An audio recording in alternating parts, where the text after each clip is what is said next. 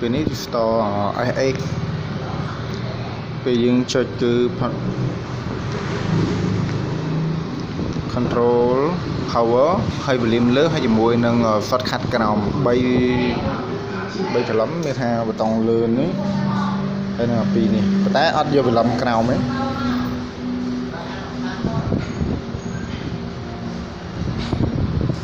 rồi như phía pha phần phua phía pha cái đấy là nào đách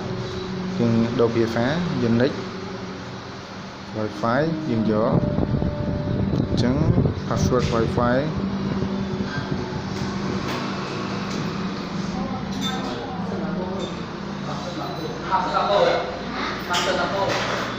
chẳng là đi restore sân màu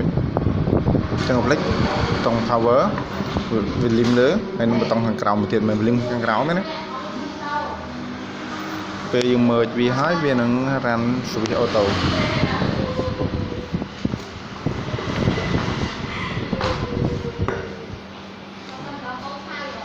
về là wifi 3 hành next ta này có dụng nó bị phù gì next tiếp phí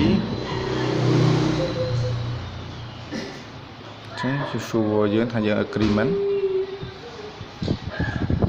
check update phần tao miên thử phù ấy khác dương được quay việc ok khả năng ở đây nó skip ban ở đây xong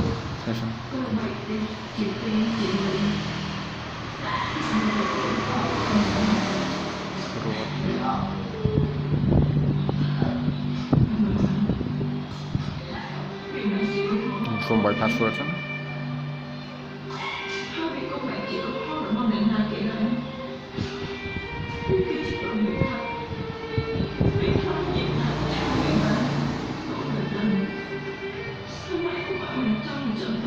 bữa bà dương đã vía dụ dương crown đồng 7 năm cứ mi factual teacher chẳng xong chỉ dương cũng đã dụ crown đồng 7 năm chọn bạn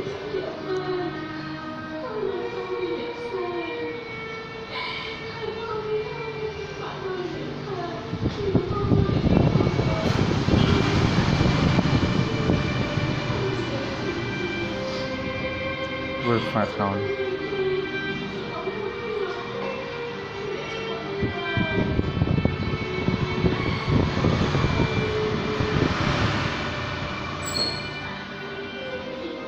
chẳng của account là dùng verify với ai thì khác biệt thì cả account là dùng cả tỷ mùi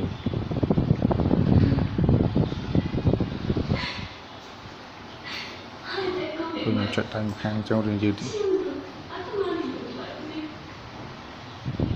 chẳng là đăng ký thời cao đi vào một tiệt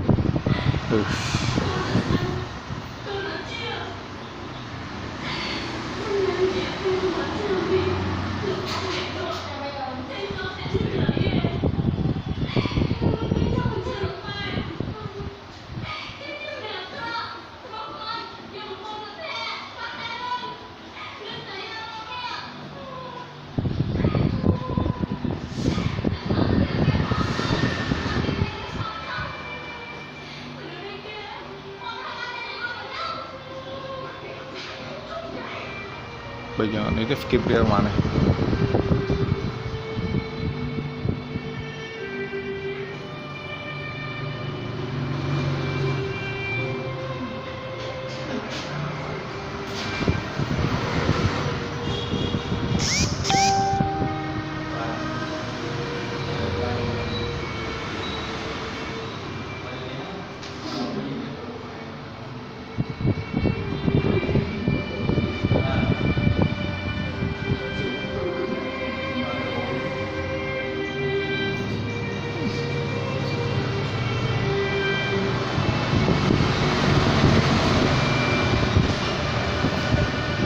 verify account